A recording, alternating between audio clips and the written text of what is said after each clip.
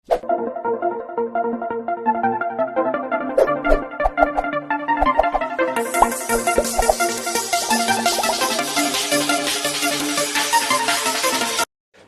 Good morning everybody, मैं सभी का स्वागत करता हूं फिजिक्स ज्ञान मुकेश ने एक चैनल पे। आज हम लोग देखने वाले जो सोर्स ऑफ क्वेश्चन जो थ्योरेटिकली सवाल आते हैं। अब थ्योरेटिकली सवाल का कोई ऐसा पक्का आप लोगों को 8-10 क्वेश्चन है, इसका कोई ऐसे डीटीए या सीईटी सेल ने बताया नहीं है, लेकिन करीब करीब आप लोगों के सामने 8-10 कभी कभी 12 सवाल होते, इसके बीच में सवाल आज तक हम लोगों को पाए गए हैं। अब ये क्वेश्चन कहां से आते हैं, ये बहुत इंपॉर्टेंट चीज है। तो बच्चों, इस वीडियो का अंत तक देखना बहुत जरूरी है। बहुत सारे बच्चे बीच में छोड़ जाते हैं, नॉलेज पूरी लेते नहीं है और बाद में वही सवाल पूछते रहते हैं। तो प्लीज इस वीडियो का अंत तक देखना है, नहीं तो लाइक करना है, शेयर करना है, सब्सक्राइब भी करना है। तो चलो आज के वीडियो का आगे बढ़ते हैं। मुझे लगता है ऐसा कि मॉडर्न है ना, फिजिक्स के बारे में ज्यादा सवाल पूछे जाते हैं, ठीक है। अब मॉडर्न फिजिक्स में क्या इलेक्ट्रॉन फोटोन पे सवाल आ सकता है। अब इलेक्ट्रॉन एंड फोटोन पे क्या सवाल हो सकता है, देखो एक इलेक्ट्रॉन एक फोटोन कितने इलेक्ट्रॉन को बाहर इमिट कर सकता है, एक ही। मतलब 100 फोटॉन्स है तो कितने इलेक्ट्रॉन्स इमिट हो सकते हैं, मतलब सुटेबल फ्रीक्वेंसी थी, सब कुछ चीजें रही तो 100 ही होंगे। ये सवाल बन सकता है। इसके लिए light energy convert into the electrical energy होती है फोटो सेल में। इसके लिए और क्या है, फ्रीक्वेंसी, मतलब हम लोगों को पूछेंगे frequency less than threshold frequency रहा तो क्या फोटो इलेक्ट्रॉन इमिट हो सकता है, नहीं हो सकता है। मतलब मुझे क्या बताना है आप लोगों को, देखो मैं तो पूरे तो सवाल नहीं बता पाऊंगा, लेकिन बता रहा हूं क्या हो सकता है। स्टॉपिंग पोटेंशियल के लिए सवाल आ सकता है, या थ्रेशोल्ड वेवलेंथ, थ्रेशोल्ड फ्रीक्वेंसी, है ना, मास के बारे में आ सकता है, ठीक है। मास किस पे डिपेंड करता है, फोटोन का क्या, ये सभी चीजें आप लोगों को अच्छी तरह से पढ़ना पड़ेगी। मेरी बात समझ में आ रही है। उसके बाद में आप लोगों को इसी सवाल में कि यहां पे और सवाल हो सकता है, करंट किसके ऊपर डिपेंड है भैया, तो करंट किसके ऊपर, इंटेंसिटी ऑफ लाइट ज्यादा रही तो क्या होता है, फ्रीक्वेंसी ज्यादा रही तो काइनेटिक एनर्जी बढ़ती है। मतलब मुझे यह बताना भैया, इस पे थ्योरेटिकली ज्यादा सवाल बनने के चांसेस है। ओके, आइंस्टाइन की इक्वेशन पे, हाँ, इस पे कोई टाइम नहीं लगता इमिशंस ऑफ फोटो इलेक्ट्रॉन के लिए। इंसिडेंट ऑफ फोटोन और इमिशंस ऑफ फोटो इलेक्ट्रॉन के लिए बहुत कम, no time lag between the incident radiation and photo electrons, emissions of photo electron. मुझे ये नहीं बताना है आप लोगों को टेक्स्ट बुक। अभी भी देखो आप लोग है ना यार, सही में अगर पढ़े हो चुकी है तो इलेक्ट्रॉन फोटोन 20 मिनट में चैप्टर पढ़ सकते हैं आप, 20 मिनट में, ओनली 20 मिनट की बात कर रहा हूं मैं, ठीक है। इसके यूज आ सकते हैं फोटो सेल के, ठीक है। उसके बाद में आपको जो चैप्टर होगा सेमीकंडक्टर या एटम मॉलिक्यूल न्यूक्लियर की बात करेंगे। इसमें पॉसिबिलिटी थ्योरी पूछ सकते हैं, इसमें रिलेशन पूछ सकते हैं कि radius is directly proportional square of the principal quantum number, या energy, total energy is inversely proportional square of principal quantum number, speed का inversely proportional to the frequency. ये थ्योरेटिकली है फॉर्मूलाज, लेकिन थ्योरेटिकली जैसे सवाल इस पे आने के चांसेस हो सकते हैं। या हाइड्रोजन स्पेक्ट्रम में आपको इंफ्रारेड किस में होती है, पैशन सीरीज में कौन सा रीजन है, ये आप लोगों को सवाल आ सकते हैं। हाइड्रोजन स्पेक्ट्रम में भी सवाल थ्योरेटिकली आ सकता है। उसके बाद में आप लोगों को फ्यूजन के बारे में आ सकता है, मास डिफेक्ट के लिए सवाल आ सकता है, थ्योरेटिकली सवाल होता है, ठीक है। ये चीजें आप लोगों को थोड़ी सी करना पड़ेगी। उसके बाद में सेमीकंडक्टर में थ्योरेटिकली, जैसे कि पेंटावलेंट किसको कहते हैं, तो एन टाइप सेमीकंडक्टर होता है। ट्राइवेलेंट मतलब क्या होता है, P type. Transistor NPN PMP symbol आ सकता है ना। उसके बाद में आप लोगों को डायोड का, देखो डायोड का थ्योरेटिकली सवाल आ रहे हैं, डायोड के लिए पहचानना है, डायोड का सिंबल पहचानना था, फोटो डायोड का, है ना, photo diode, zener diode, LED light emitting diode, है ना, या सीधा डायोड। तो इसके ऊपर भी सवाल आने। लॉजिक गेट पे भी लॉजिक के ऊपर आ सकता है, क्या any input is high output is high, किसका है, तो और गेट का है। Any input is low output is low, किसका है भैया, एंड गेट का लॉजिक है। समझ में आ रहा है। तो ऐसे सवाल आप लोगों को थ्योरेटिकली आने के चांसेस हो सकते हैं।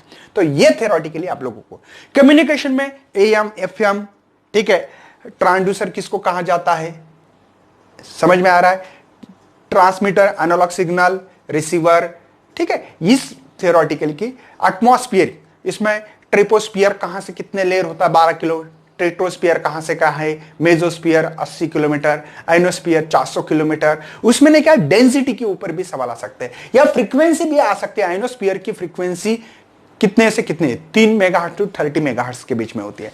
तो मुझे यह बताना है कि आप लोगों को मॉडर्न फिजिक्स पे ज्यादा कॉन्सेंट्रेट करें, इसमें से एक ना एक सवाल तो बनता है। फिलहाल में तो 20 चैप्टर में से कहीं से भी 20 और 11 के 8 चैप्टर इसमें से कहीं भी सवाल आ सकता है, कुछ भी। अरे डायमेंशन के ऊपर सवाल आ रहा है भैया, डायमेंशंस के ऊपर कितना सबसे इजी। 2 सेशन में आज तक 6 मेरे ख्याल से 6 हो गई है ना, नहीं 1 तारीख 2 3 को नहीं 4 5 मतलब 8 शिफ्ट हो गए। 8 शिफ्ट में से तो आपको डायमेंशन में 3 शिफ्ट में सवाल आ चुका है। सेम डायमेंशन किसके होंगे, काइनेटिक एनर्जी सेम डायमेंशन किसके होंगे, ऐसे सवाल आ रहा है। उसके बाद में आपको सर्कुलर मोशन में आ सकता है भैया थ्योरेटिकली, है ना, सेंट्रीपिटल फोर्स टूवर्ड द होता है, अवे होता है, या उसका एप्लीकेशन की बेसिस पे सवाल आ सकता है, या कोई भी सवाल इस पे आप लोगों को थ्योरेटिकली भी सवाल बन सकता है। ग्रेविटेशन में acceleration due to the gravity above the earth surface कम होती है, नीचे भी कम होती है, सबसे ज्यादा ऑन द अर्थ सरफेस होती है, पता है ना आप लोगों को। या आपको पूछेंगे कि कम्युनिकेशन सैटेलाइट का एग्जांपल देंगे, इसमें से कम्युनिकेशन सैटेलाइट पहचान लो, बात समझ में आ रही है। पोलर सैटेलाइट कौन से नाम दे सकते हैं। तो ये चीजें आप लोगों को थियोरेटिकली बन सकती है। या ऐसा भी सवाल होता है जैसे कि अर्थ है, अर्थ आपको पता है ऐसी है एक्चुअल में, ठीक है, ये आपको पता है इक्वेटर है, ये पोलर है। एक आदमी यहां से यहां गया, कहां से इक्वेटर टू पोलर, इसका वेट क्या होगा आपको ऑब्वियसली पता होना चाहिए, बढ़ता है, क्योंकि जी की वैल्यू यहां पे होती है 9.83 मीटर प्रति सेकंड स्क्वायर और इक्वेटर पे होती है 9.78 मीटर प्रति सेकंड। अगर कोई पर्सन पोलर से इक्वेटर गया तो इसका वेट कम होता है। तो ये थ्योरेटिकली एस्केप वेलोसिटी कितनी होती है तो आपको पता होना चाहिए। थ्योरेटिकली सवाल होता है, रिलेशन भी पूछ सकते हैं, 11.2 किलोमीटर प्रति सेकंड, है ना, क्रिटिकल वेलोसिटी 8 किलोमीटर प्रति सेकंड, है ना, इसका रिलेशन आ सकता है। ओके, तो ये चीजें आप लोगों को। उसके बाद में रोटेशन मोशन में आप लोगों को बहुत पैरेलैक्सिस, देखो इसमें तो नहीं क्या, मोमेंट ऑफ इनर्शिया बहुत ज्यादा पूछ रहे, मोमेंट ऑफ इनर्शिया, फिर वो रिंग का हो सकता है, डिस्क का हो सकता है, कोई भी रॉड का हो सकता है, किसी का भी आप लोगों को मोमेंट ऑफ इनर्शिया आने के चांस है। एंगुलर मोमेंटम के ऊपर भी सवाल आ चुका है, प्रिंसिपल ऑफ पैरेलल एक्सिस के ऊपर सवाल आ सकता है। उसके बाद में ऑक्सीलेशन, एसएचएम, है ना, force directly proportional to the displacement, negative साइंस क्यों इंडिकेट किए, ऐसे सवाल आपको आने के चांसेस होते हैं, तो इसके ऊपर फोकस करना है, ठीक है। सिंपल पेंडुलम की वाली बात है। उसके बाद में आपको displacement, velocity, acceleration by using the differential, damp oscillation किसको कहते हैं, अनडैम्प ऑक्सीलेशन किसके ऊपर कहते हैं, पता होना चाहिए। डैम्प ऑक्सीलेशन में एम्पलीट्यूड डिग्रीज होता है, हो सकता है decreases the amplitude is called as, ऐसे पूछेंगे damp undamped oscillation, A and B, है ना, और नॉन ऑफ दिस, ऐसे सवाल हो सकते हैं।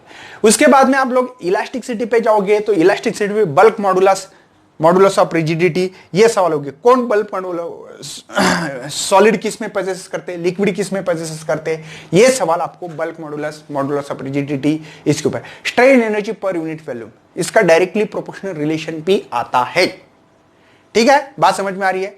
उसके बाद में आप लोग सरफेस टेंशन पे थ्योरी सवाल आने के चांसेस हो सकते हैं। इंप्योरिटी ऐड किए तो सरफेस टेंशन इंक्रीज होगा या डिक्रीज, लेकिन इंप्योरिटी कौन सी है भैया, सोल्यूबल, इनसोल्यूबल है, या आपको NaCl डाला पानी में तो क्या होगा, सरफेस टेंशन इंक्रीज होगा। डिटर्जेंट पाउडर डाला तो सरफेस टेंशन डिक्रीज, जिसका एरिया बढ़ेगा उसका सरफेस टेंशन कम होगा, जिसका सरफेस एरिया कम होगा उसका सरफेस टेंशन इंक्रीज होगा। ये थ्योरेटिकली सवाल। वेव मोशन में भी आप लोगों को थ्योरेटिकली भी सवाल आ सकते हैं, ट्रांसफर लॉन्गिट्यूडिनल वेव्स के ऊपर।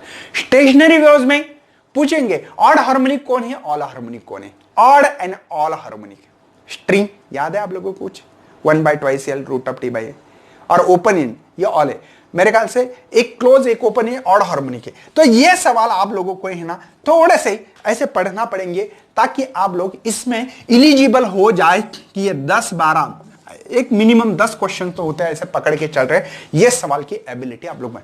केटीजी में क्या होगा, आपको लॉ आ सकता है, Stefan's law, wind displacement, Newton's law of cooling है ना, ये लॉ के ऊपर सवाल आ सकता है। डिग्री ऑफ फ्रीडम के ऊपर भी सवाल आने के चांसेस है ना, या speed is directly proportional square root of the temperature, पता है ना आप लोगों को, प्रेशर क्या होता है 1/3 रो सी स्क्वायर। तो ये सवाल आप लोगों को थ्योरेटिकली पढ़ना ही पढ़ना है भैया। अब बाकी ये लाइट सेक्शन में आपको इंटरफेरेंस डिफ्रैक्शन के ऊपर सवाल हो सकता है, कंस्ट्रक्टिव इंटरफेरेंस, डिस्ट्रक्टिव इंटरफेरेंस किसको कहते हैं, लॉ ऑफ रिफ्लेक्शन, ब्रेविस्टल लॉ, ये जो है लाइट सेक्शन में। करंट इलेक्ट्रिसिटी में आप लोगों को नहीं क्या पूछ सकते हैं कि किरचॉफ्स लॉ, ये पहला लॉ है I इज इक्वल टू 0, ये इसमें क्या कंजर्व होता है, चार्ज कंजर्व होता है भैया। क्या होता है, charge, first law. Second law है भैया आपके लिए IR plus summation of E is equal to 0, तो ये एनर्जी को कंजर्व करता है। व्हीटस्टोन ब्रिज में अननोन रेजिस्टेंस की वैल्यू हम लोग डिटरमाइन कर सकते हैं। अमीटर टू वोल्ट मीटर करना, वोल्ट मीटर टू अमीटर करना, तो रेजिस्टेंस कैसे यूज करते हैं। अमीटर करना है तो लो रेजिस्टेंस पैरेलल होना चाहिए एमसीजी के, वोल्ट मीटर बनाने तो सीरीज में लगा के हाई रेजिस्टेंस लगाना पड़ता है। ये थ्योरिटिकल क्वेश्चन है, थ्योरेटिकली क्वेश्चन है। मैग्नेटिज्म में सवाल हो सकता है आपके लिए भैया, क्या एक मैग्नेटिक सस्पेंस, मैग्नेटिक सस्पेबिलिटी कितनी होती है, तो भैया मैग्नेटिक सस्पेबिलिटी इसकी नेगेटिव होती है, स्मॉल होती है। पैरामैग्नेट मैग्नेटिक सस्पेबिलिटी स्मॉल होती है, पता है ना, और पॉजिटिव होती है। उसके बाद में फेरोमैग्नेटिक में उसमें मैग्नेटिक सस्पेबिलिटी हाई होती है और पॉजिटिव होती है। तो उसके एग्जाम्पल आ सकते हैं, एग्जाम्पल के ऊपर भी पैरामैग्नेटिक, फेरोमैग्नेटिक, डायमैग्नेटिक के क्यूरी टेम्परेचर क्या होता है, डोम स्ट्रक्चर को डिस्ट्रॉय करना क्या होता है, ये सवाल आप लोगों को आ सकता है। EMI में आप लोगों को सेल्फ इंडक्टेंस ट्रांसफार्मर के ऊपर सवाल आ सकता है भैया, है ना। LC ऑक्सीलेटर पता है आप लोगों को, या इंडक्टिव रिएक्टेंस और कैपेसिटिव रिएक्टेंस, यहां पे ओमेगा L होता है, वहां पे ओमेगा C, और इसके ऊपर ने क्या फेस डिफरेंस पूछते भैया, फेस डिफरेंस, लीड कर रहा है करंट या लैग कर रहा है। तो इस सवाल को आप लोगों को, ये जो मैं सवाल दे रहा हूं, इस सवाल को आपको पकड़ के रखें। इसके बाद में मेन इंपॉर्टेंट चीज है भैया कि आपके साथ कुछ बच्चे ने मुझे कमेंट किए थे कल कि सर मॉक टेस्ट दो, आपको 7 मॉक टेस्ट दी जा रही है। कितने, 7th मॉक टेस्ट, कितने भैया, 7 मॉक टेस्ट इस डिस्क्रिप्शन बॉक्स में आपको प्रोवाइड की जाएगी, उसको आपको देखना है और अपनी मॉक टेस्ट में अच्छा स्कोर लाने की कोशिश करना है। इस वीडियो को ज्यादा से ज्यादा शेयर करना है, लाइक करना, और नए तो भैया सब्सक्राइब भी करना है। चलो, thank you and best luck for your study.